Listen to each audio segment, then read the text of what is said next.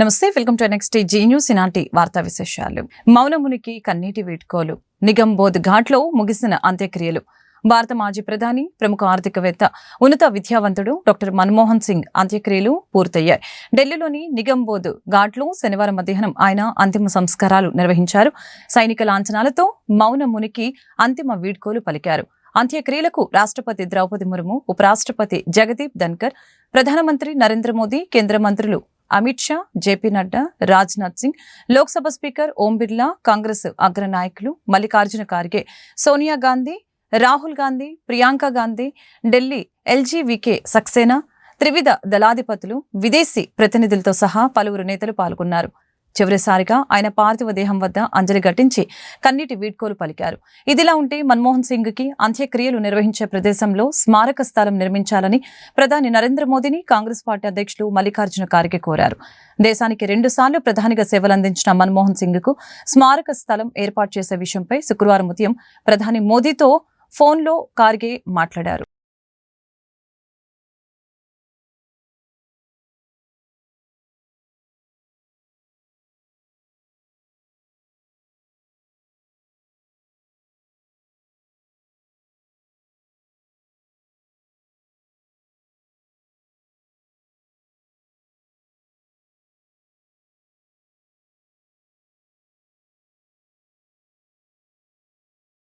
మన్మోహన్ పార్థివ దేహానికి సోనియా గాంధీ, మల్లికార్జున ఖార్గే, రాహుల్ గాంధీ, ప్రియాంక గాంధీ, రేవంత్ రెడ్డి నివాళులర్పించారు. ఏఐసీసీ ప్రధాన కార్యాలయం నుంచి మన్మోహన్ అంతిమ యాత్ర ప్రారంభమైంది.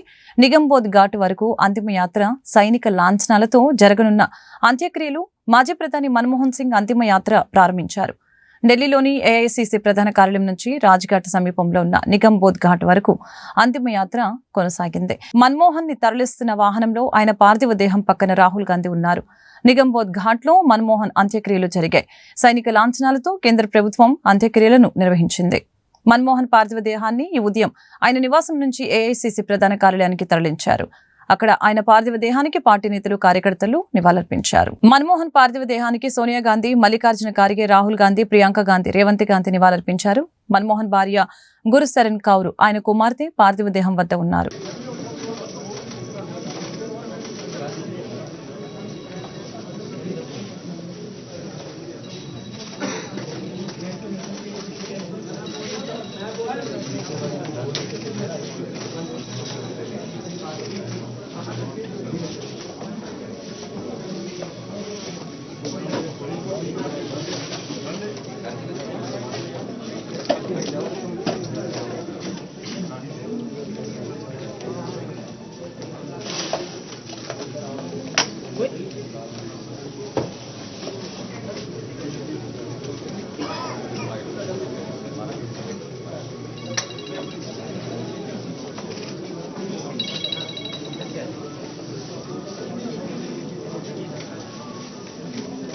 వినాయకుని ఆలయం పేరుతో ట్రస్ట్ ఏర్పాటు చేసిన రామచంద్రారెడ్డి అనుచరుడు నిరంజన్ భక్తుల నుంచి డబ్బులు వసూలు చేసి ఆలయం చుట్టూ ఉన్న భూముల్ని కబ్జా చేశారని చిత్తూరు జిల్లా ఐరాల మండలానికి చెందిన పలువురు ప్రజావేదికలో ఫిర్యాదు చేశారు.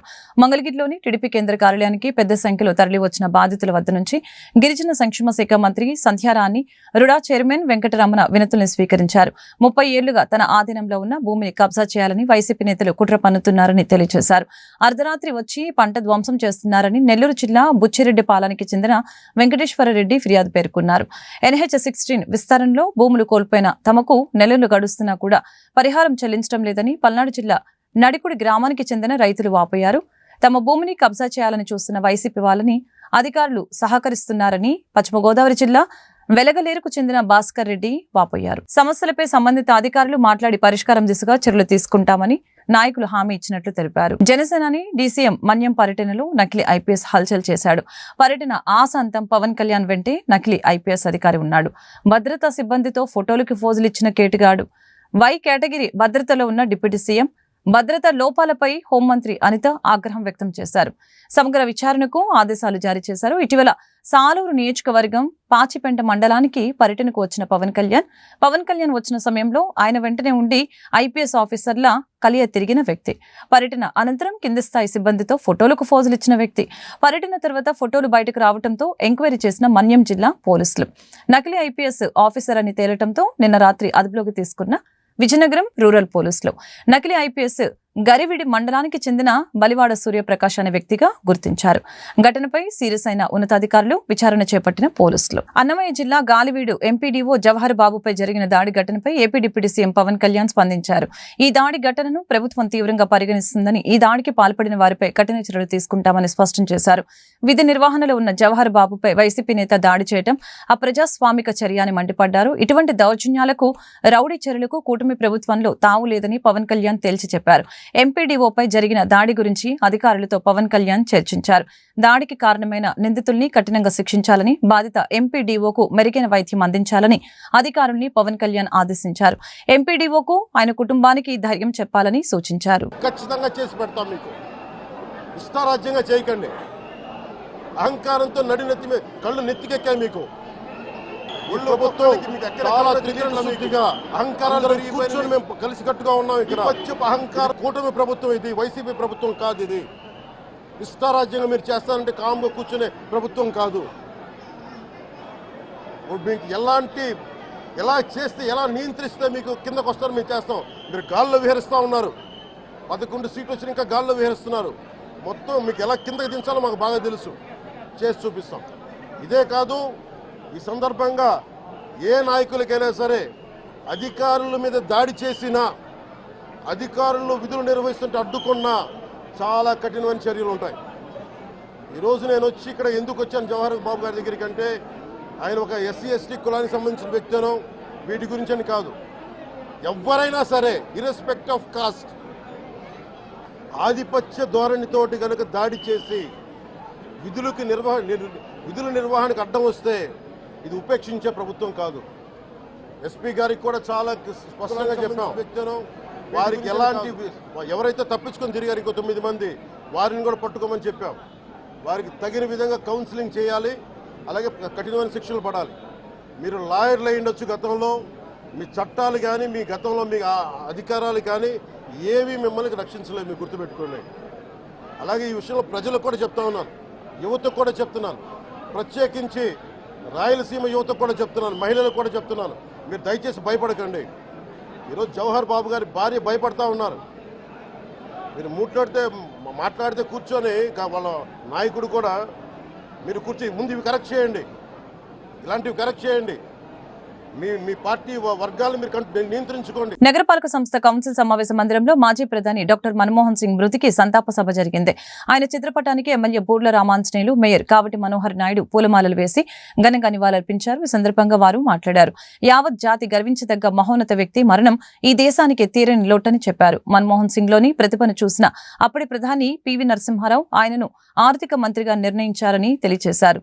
మన్మోహన్ సింగ్ లోని ప్రతిభను చూసిన అప్పటి ప్రధాని పివి నరసింహారావు ఆయనను ఆర్థిక మంత్రిగా నియమించారని గుర్తు చేశారు. దేశ ఆర్థిక వ్యవస్థను గాడిలో పెట్టేందుకు ఆయన ఎంతో కృషి చేశారని కొనియాడారు. ప్రపంచ స్థాయిలో భారతదేశ ప్రతిష్టతను పెంచిన గొప్ప వ్యక్తి మన్మోహన్ సింగ్ అని మేయర్ అన్నారు. వివాదరహితునిగా నీతి నిజాయితీలతో దేశ అభివృద్ధి కోసం అహర్నిశలు శ్రమించిన మహనీయులు మన్మోహన్ సింగ్ అని కొనియాడారు.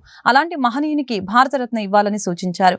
కార్యక్రమంలో డిప్యూటీ కమిషనర్ ఓబులేసు, కార్పొరేటర్లు, అధికారులు పాల్గొన్నారు. మాజీ ప్రధాని స్వర్గీయ మన్మోహన్ సింగ్ గారి యొక్క సంతాప సభ కార్యక్రమానికి అధ్యక్ష వహించినటువంటి అసిస్టెంట్ కమిషనర్ గారికి, ఈరోజు భారతదేశం ఒక గొప్ప మహోన్నతమైనటువంటి వ్యక్తిని కోల్పోయింది. ఎందుకంటే ఇందాక పెద్దలందరూ కూడా చెప్పారు, మితభాషి, మృదు స్వభావి, చారిత్రాత్మక నిర్ణయాలు తీసుకోవడంలో దిట్ట, భారతదేశ ఆర్థిక వ్యవస్థ కుదేలవుతున్నటువంటి పరిస్థితిలో ఆర్థిక వ్యవస్థని గాడిలో పెట్టాలన్నటువంటి ఉద్దేశంతో ఆ రోజు పివి నరసింహారావు గారు ఆలోచన చేసి దీనికి ఎవరైతే సూటబుల్ పర్సన్, దేశ ఆర్థిక వ్యవస్థని మెరుగైనటువంటి రీతిలో ముందుకు తీసుకెళ్ళినటువంటి బహుముఖ ప్రజ్ఞాశాలి ఎవరు అని చెప్పేసి ఆ రోజు ఆలోచన చేస్తే, అప్పుడు అందరూ కూడా పెద్దలందరూ కూడా చెప్పడం కూడా జరిగింది. ఆ రోజు మన్మోహన్ సింగ్ గారు అయితేనే కరెక్ట్ అని చెప్పేసి. అప్పటికే ఆయన రిజర్వ్ బ్యాంక్ గవర్నర్గా కూడా పనిచేస్తున్నటువంటి పరిస్థితి. మరి ఎక్కడో ఒక సామాన్య మధ్యతరగతి కుటుంబంలో పుట్టి 1932వ సంవత్సరంలో దేశ విభజనలో మరి భారతదేశానికి వలస వచ్చి ఉన్నతమైనటువంటి విద్యలు అభ్యసించి తనకంటూ ఒక ప్రత్యేకమైనటువంటి అదేవిధంగా వేదిక మీద ఉన్నటువంటి పెద్దలు, ఈ కార్యక్రమానికి హాజరైనటువంటి స్నేహితులు అందరికీ కూడా, పాత్రికేయులకు కూడా ప్రత్యేకమైనటువంటి నమస్కారాలు. ఈరోజు యావత్ జాతి గర్వించదగినటువంటి ఒక మహోన్నతిని మరి మరణం మన దేశానికి తీరని లోటుగా మనం చెప్పుకోవచ్చు. ఎందుకంటే ఆయనకు రాజకీయాలకు అతీతంగా ఆయన యొక్క ఔన్నత్యాన్ని, ఆయన యొక్క ప్రజ్ఞను, ఆయన యొక్క కాంట్రిబ్యూషన్ని ఈ దేశం ఎప్పుడు కూడా మరవదు. మన్మోహన్ సింగ్ అంటేనే ఒక మృదు భాషి, మరి ఆయన చాలా సౌమ్యుడు అనేటువంటిది ఒక కోణం అయితే, మరొక కోణంలో ఆయన చాలా గట్టివాడు, అనుకున్నది సాధించగలిగినటువంటి దిట్ట అన్నటువంటి విషయాన్ని కూడా మనం మరవరాదు. మరి ఆయన కేవలం 40-42 సంవత్సరాల వయసులోనే ఒక దేశానికి ఆర్థిక శాఖ మంత్రి. మరి ఆయన మీ ఎన్నికల్లో నిలబడి రాలే. అప్పటికి ఆయన యూజీసీ గ్రాంట్ చైర్మన్గా ఉంటే ఆయన యొక్క ఎక్కడికి పారిపోలేవు పేర్ని నాని. తాడేపల్లి కేంద్ర కార్యాలయంలో కృష్ణా జిల్లా అధ్యక్షుడు మాజీ మంత్రి పేర్ని నాని ప్రెస్ మీట్ నిర్వహించారు. నేనెక్కడికి పారిపోలేదని ఈ సందర్భంగా పేర్ని నాని మీడియాకు తెలిపారు. 10వ తారీఖు ఎఫ్ఐఆర్ నమోదైన దృష్ట్యా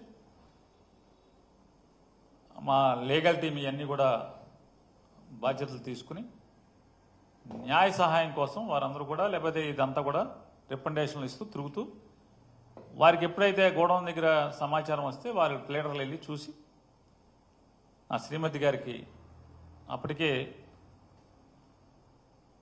అంటే ఆవిడ ఇంటిమేషన్ చేయటం, వెంటనే అంటే అనిపించింది లీడర్లు నాతో చెప్పింది, మేడం గారికి కూడా చెప్పామండి జయసుధ గారికి, ఉద్దేశపూర్వకంగా 10వ తారీఖు సంతకం పెట్టినప్పటికి కూడా 13వ తారీఖు శుక్రవారం మధ్యాహ్నం బ్యాంకు టైమింగ్స్ అంటే bank operation timings edge of the మూమెంట్లో నోటీస్ అతికిచ్చి, తెల్లారి శనివారం బ్యాంక్ హాలిడే, ఆదివారం బ్యాంక్ హాలిడే కాబట్టి దీని ఏదో ఫెయిల్ చేయాలనేటువంటి ఉద్దేశంతో దానికోసం అంటించినట్టుగా కనపడుతుందండి అని చెప్తే, సరే ఎన్ని తిప్పలు పడ్డామా, ఎన్ని పిల్లి మొగ్గలు వేశారా నా భార్య అందరూ కలిసి కుటుంబ సభ్యులు, ఆవిడ చివరికి ఆ డబ్బుల్ని ఫెయిల్ అవ్వకూడదు అనేది చేసుకుని ఆ డబ్బుల్ని జమ చేసి జాయింట్ కలెక్టర్ గారికి లెటర్ ఇస్తూ, ఆ లెటర్లో కూడా వారు చెప్పడం జరిగింది.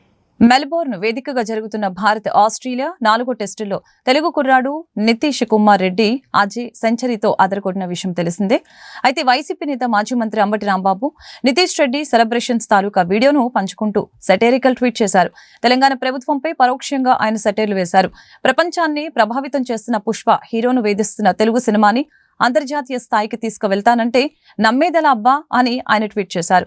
ఇటీవల తెలంగాణలో జరిగిన పరిణామాలపైన ఆయన వ్యంగ్యంగా ఈ ట్వీట్ చేశారని పలువురు కామెంట్లు చేస్తున్నారు. ఈ వార్తలు ఇంతటితో సమాప్తం. మరొక బులెటిన్లో మళ్ళీ కలుద్దాం. నమస్కారం.